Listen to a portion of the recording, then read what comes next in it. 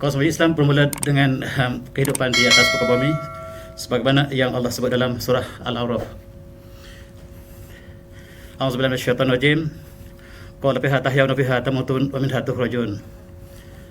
Dan Allah menyebut kepada Adam, Hawa dan juga Iblis, maka kamu akan turun ke bumi dan kamu akan hidup di atas bumi, kamu akan mati di atas bumi, dan daripada bumilah kamu akan dibangkit kembali, dikeluarkan kembali.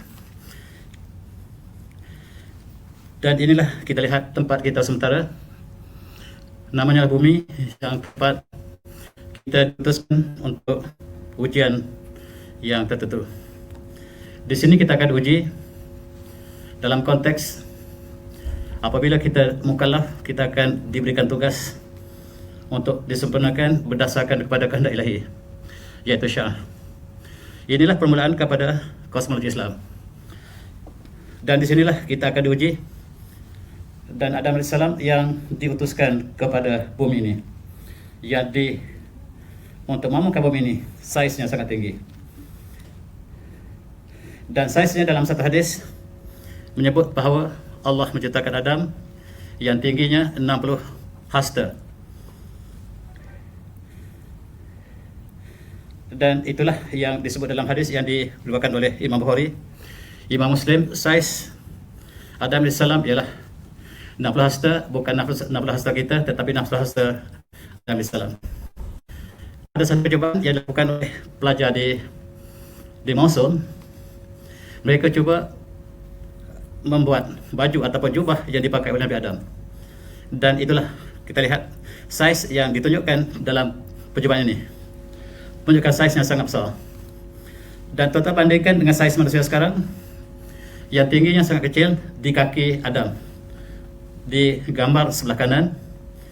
Perbandingan manusia sekarang dibandingkan dengan manusia pertama, Adam AS. Dan hadis ini dengan resminya menafikan teori evolusi. Sebab teori evolusi mengatakan bahawa manusia asalnya kecil, kemudian semakin besar dan tinggi. Yang sebenarnya sebaliknya. Dan inilah sebahagian daripada kosmologi Islam yang menunjukkan bahawa permulaan kehidupan manusia ialah ciptaan Allah yang sangat istimewa, yang bukan bersih pada apa-apa makhluk lain. Dalam konteks ini, hadis ini juga jelas mengatakan bahawa saiz Adam ialah 60 hasta. Dan kalau kita bandingkan dengan saiz manusia sekarang, semakin lama semakin kecil, dan kurang ini secara eksponensial. Ini ada seorang profesor, dia cuba mengkaji tentang berapakah jarak masa daripada Adam sampai hari ini dengan beberapa andaian. Pertama, dia membuat andaian bahawa usia Adam AS ialah 1000 tahun. Adam AS ialah 1000 tahun, dan manusia sekarang hanyalah average 63 tahun. Oleh sebab itu, daripada 1000 tahun kepada 63 tahun, dia berkurang secara eksponensial. Dan menggunakan beberapa andaian lain, dia membuat andaian bahawa usia manusia berkurangan berdasarkan pada eksponensial. Inilah model yang dibuat oleh profesor tadi. Yang sebelah kiri ialah saiz Adam, dan yang paling kanan ialah saiz manusia yang ada sekarang. Dan dia berkurang dengan eksponensial, dan dia cuba cari rumus. Rumus ini dengan kajian yang begitu lama, profesor ini dengan pelajarnya membuat satu model. Modelnya dalam bentuk 1000 E exponential power of negative mu t. Dan 1000 ini ialah didasarkan kepada sifat asal ataupun AT ataupun keadaan asal daripada usia manusia.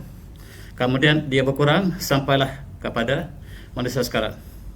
Di sini kita lihat, walaupun dia tidak tepat, tetapi dia adalah satu percubaan yang menunjukkan bahawa usia manusia sekarang daripada manusia pertama dia lebih setengah juta, 520,000 tahun, sebagaimana yang digambarkan dalam model ini. Model ini tidak ada ketepatan yang boleh kita percayai. Tetapi ialah satu percubaan untuk menunjukkan bahawa selama masa di antara manusia pertama hinggalah manusia sekarang. Dalam konteks ini kita cuba bandingkan saiz dinosaur yang pernah hidup berdasarkan pada fosil yang ditemui dan saiz Adam AS. Adam AS lebih besar daripada dinosaur. Dan saiz manusia sekarang ialah sangat kecil, dan inilah berkali sebagai hikmah ilahi bahawa makhluk yang perkasa ini telah pupus. Dan sekiranya dia masih hidup, kita lihat bagaimanakah ancaman yang dihadapi oleh manusia moden yang sangat kecil berbanding dengan saiz yang dipunyai oleh binatang yang purba tadi. Selain itu, lihat ini ialah peninggalan arkeologi kaum terdahulu. Dalam konteks ini dikatakan dialah tuan-tuan yang pernah pergi ke Madinah Saleh di utara Madinah, ditemui satu penempatan yang dipercayai dia pernah tinggal oleh kaum Nabi Saleh AS. Dan berdasarkan kepada gunung yang dijadikan tempat tinggal ini, saiznya sangat besar, dan terlihat pintu untuk masuk ke rumah mereka.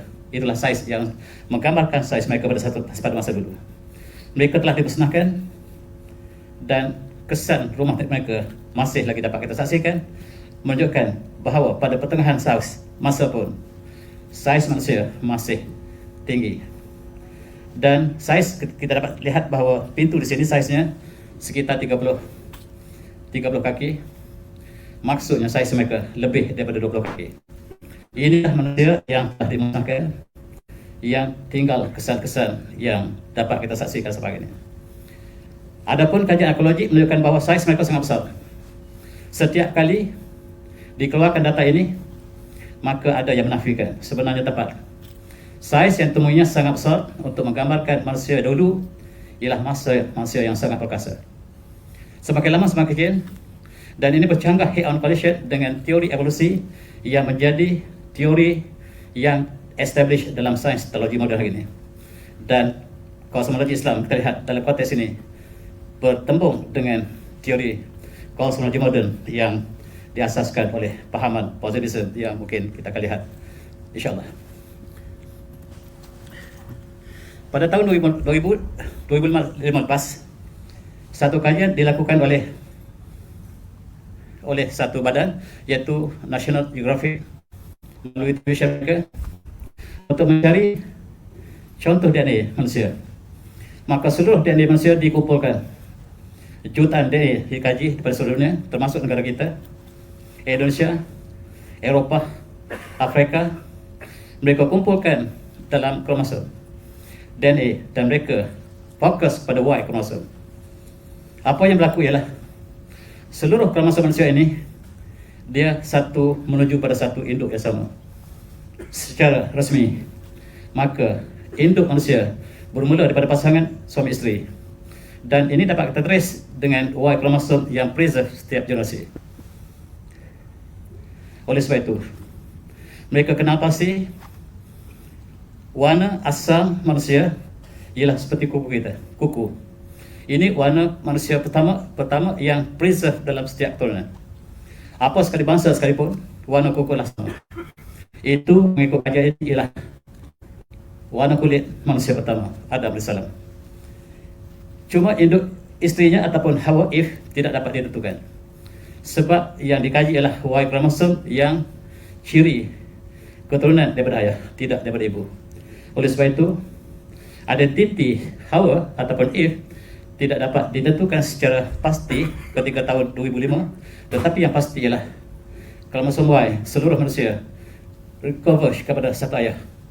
Dengan ini, maka teori evolusi sekali lagi terpadam secara resminya. Teori evolusi telah terpadam dengan resminya dengan penemuan tentang kajian DNA. Tetapi buku teks telah ditulis. Itu sebab buku teks yang dibawa daripada barat ke negara kita ditulis for outside USA only, sebab dalam sains molekul menafikan teori evolusi yang telah dijadikan sebagai asas dalam kajian sains moden.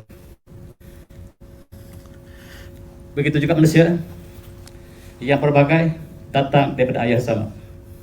Oleh sebab itu dalam pengisytiharan ke bersama manusia, Rasulullah pernah bersabda ketika di dalam khutbah haji yang terakhir. Rasulullah berkata, ya nas, inna rabbakum wahid wa inna abakum wahid, kullukum min adam wa adam turab. Wahai manusia sekalian, kamu semua daripada Tuhan yang sama.